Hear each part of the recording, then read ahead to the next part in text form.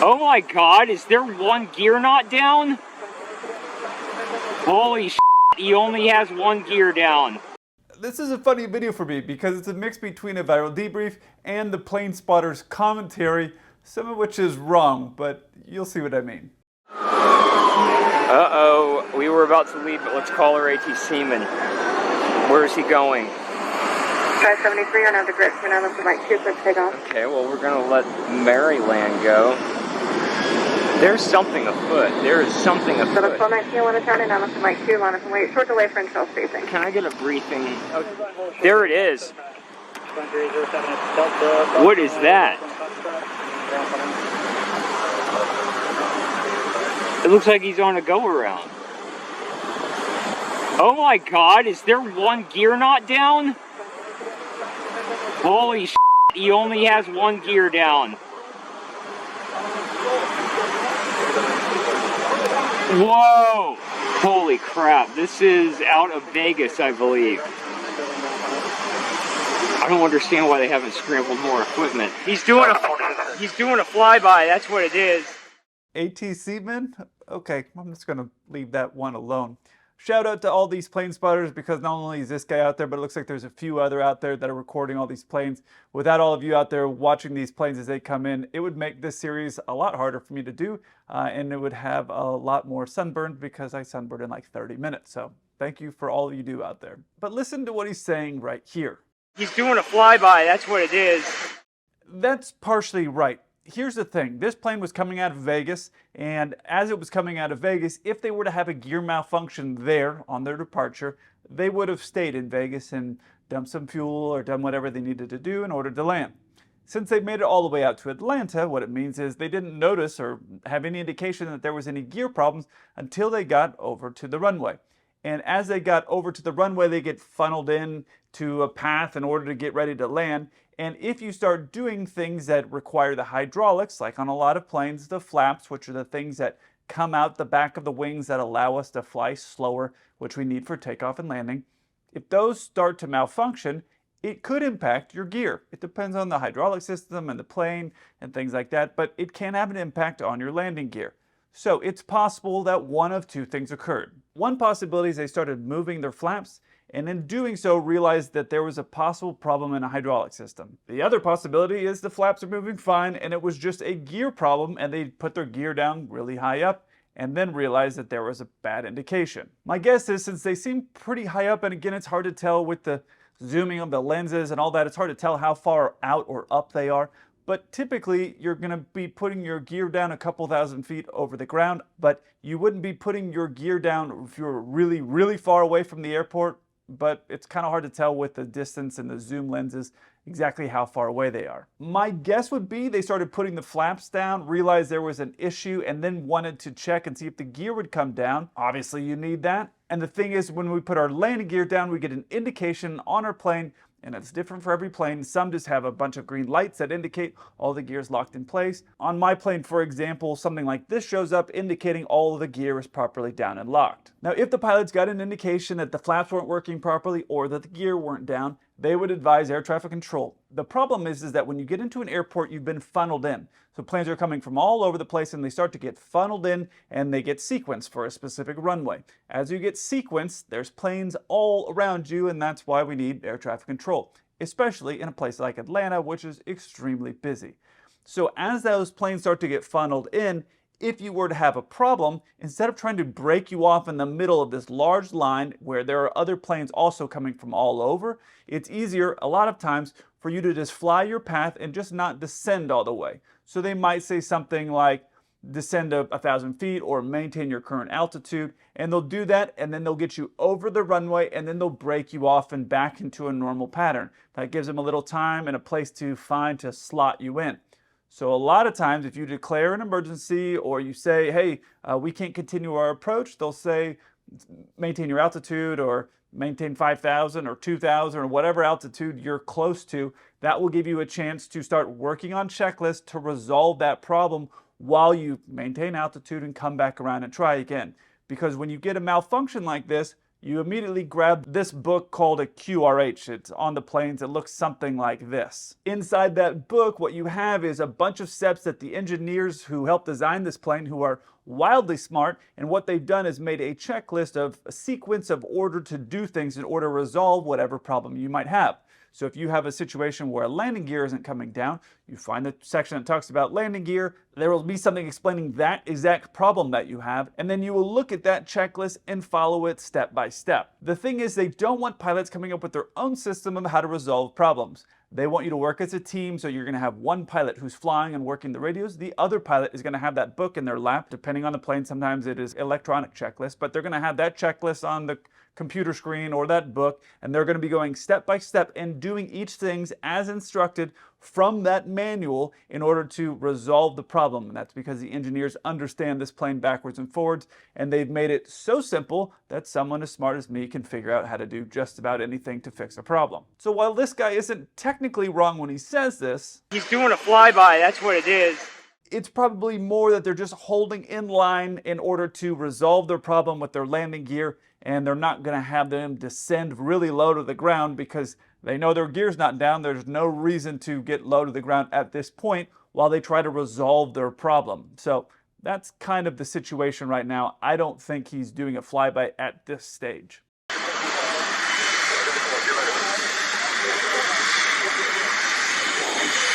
One gear is not down. 930.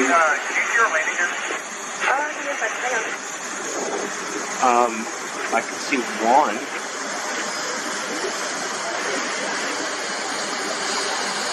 Delta 941. I'm 715 they're in a right turn going southbound now. They're having an issue with their gears. Can you see from your vantage point if they're right gears now?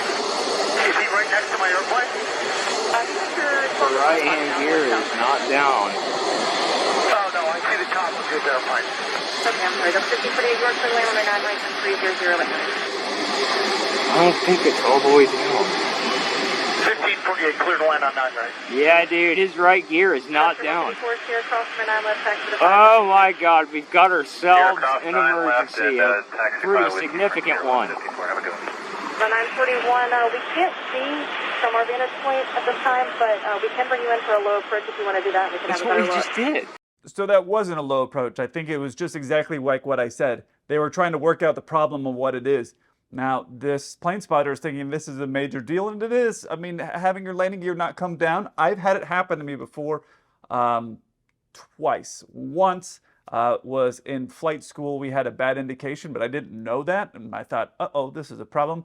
And the second one was my first job, I think.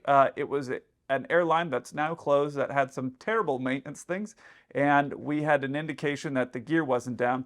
I'll tell you more about that story as we get into this video because it's kind of similar. But this clip right here, I don't think they're actually doing a low approach. I think they're in the sequence while they're trying to work out their problem, like I said earlier. If they're going to do a low approach, which I ended up doing at that airline with the bad maintenance, if you're going to do a low approach in that situation, you're going to end up coming a lot lower to the ground, and what will typically happen is you'll get a ops person, so maybe one of those yellow trucks that you see sometimes moving around the airport. They'll get one of them to come out and they'll drive along your path to try to have somebody look up while one guy's driving, look up to see if they can see anything. And then in the tower, you'll have someone with a set of binoculars who will also be looking to see if they can see anything.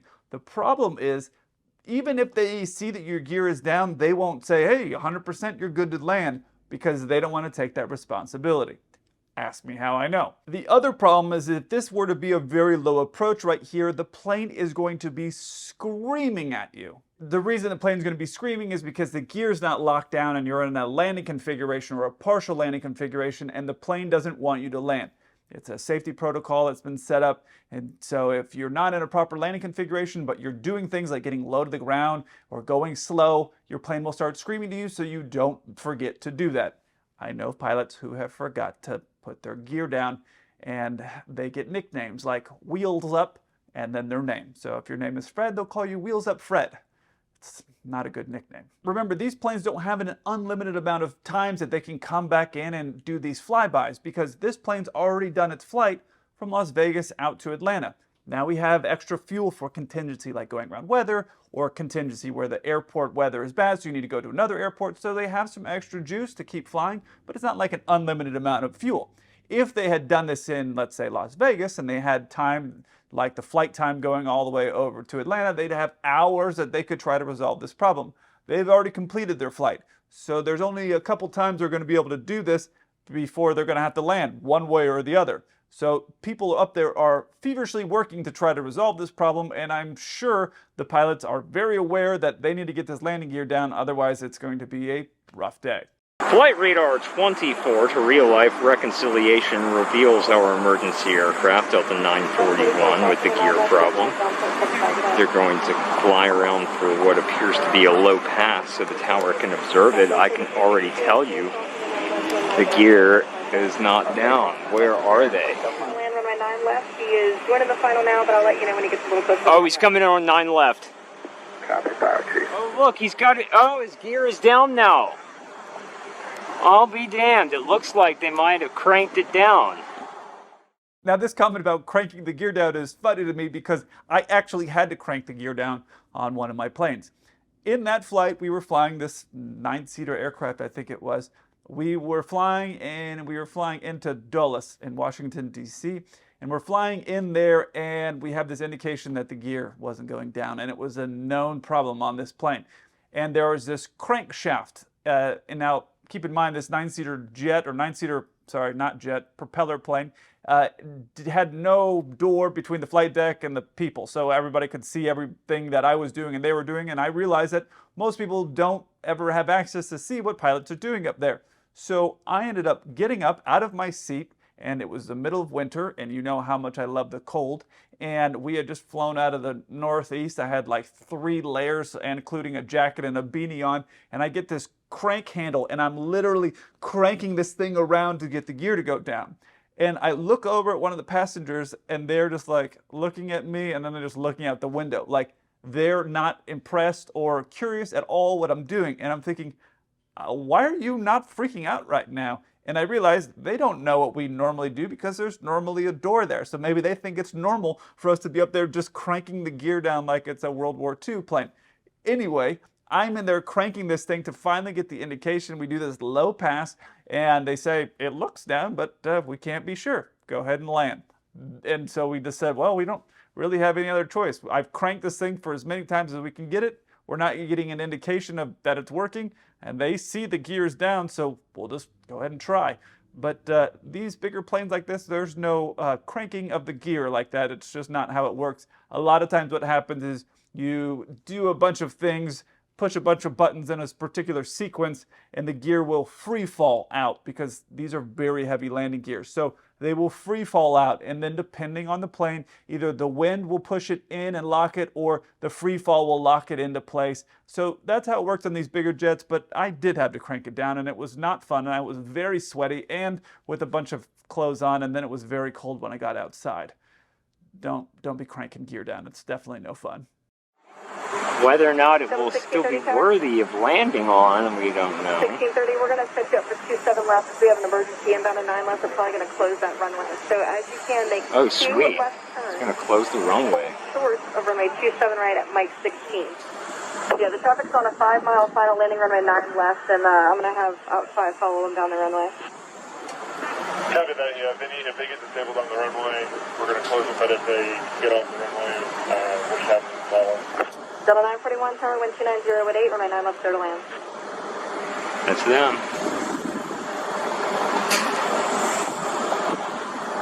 A bunch of gamblers on board. I don't think those doors are supposed to be hanging down like that. That doesn't look right to me. For the inboard, let's see how its gear behaves. This is the last thing I expected. I don't think those gear doors are supposed to be stuck down like that. That can't be, yeah, that's not supposed to be the case. I think they're supposed to fold back up. So obviously something is awry with this landing gear. Hey, look, parallelogram. I'm sure everything's going to be fine. Here we go, moment of truth.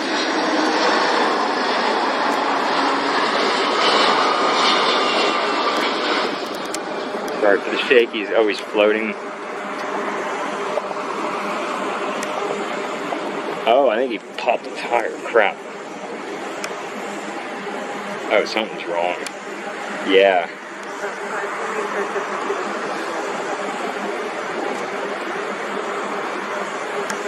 I think he at least blew tires on that.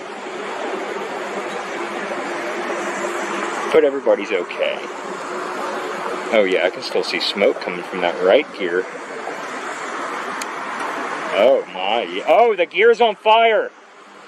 The right mains are on fire. Airports and airlines and anything involving an airplane, people are crazy overcautious. Imagine like a helicopter parent that's come up with an idea of how to make things safe. That's kind of what's happened at the airline. So it surprises me that this guy is surprised about them closing the runway right here.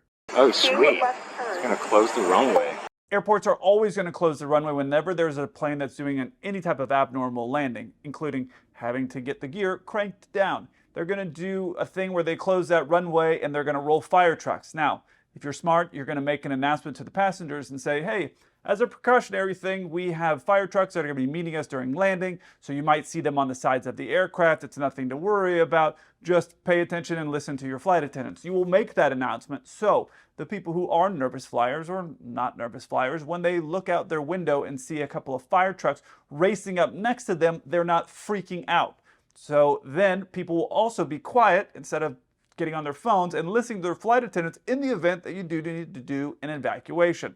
So I have made those announcements before when we've had problems where fire trucks are going to meet us. We tell them, hey, fire trucks are going to be there as a precautionary measure. Just be aware that they're going to be there. Listen to your flight attendants, because now if we do need to do anything, our flight attendants are going to be alerted, and obviously we'll have had a conversation with them to let them know exactly what was going on.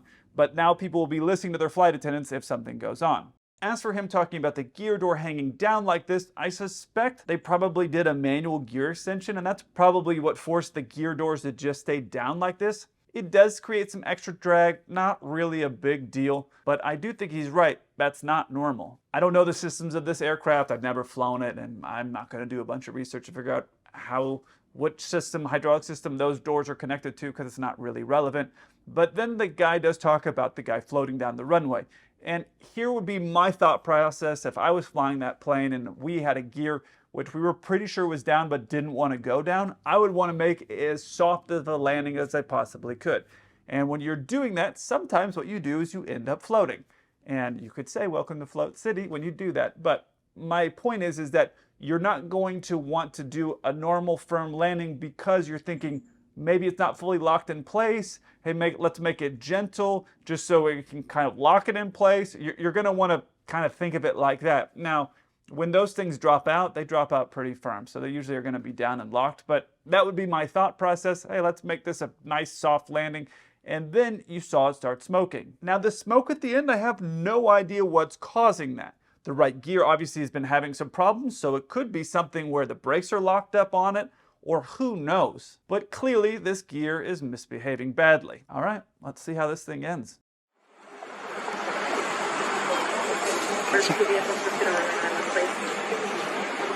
Might have extinguished itself, perhaps.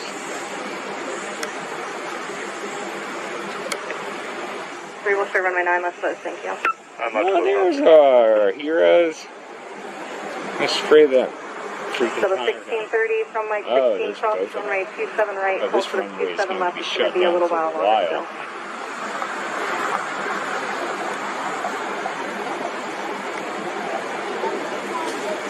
Wow. That is wild. So we can use 118.65.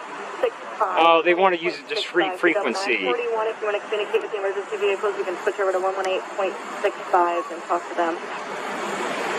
Alright, that's Well, fire.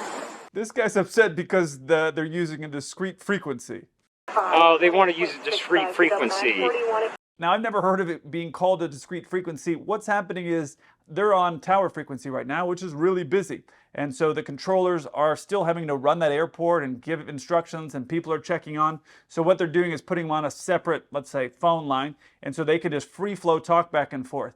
Now, I was a little surprised by how long it took those trucks to roll up. typically what would happen there is those trucks would be rolling up there right behind them, and you saw the brakes catch on fire. So I don't know if the brake was seized up or what, but usually they're going to be right behind that. Inside those trucks, which have like crazy technology, they have all kinds of super cool things like thermal imaging. They can see what's really hot, what's not so hot, and they can see that from their truck, and they got these cannons, which I put some photos of that, I don't know, a year or so on Instagram.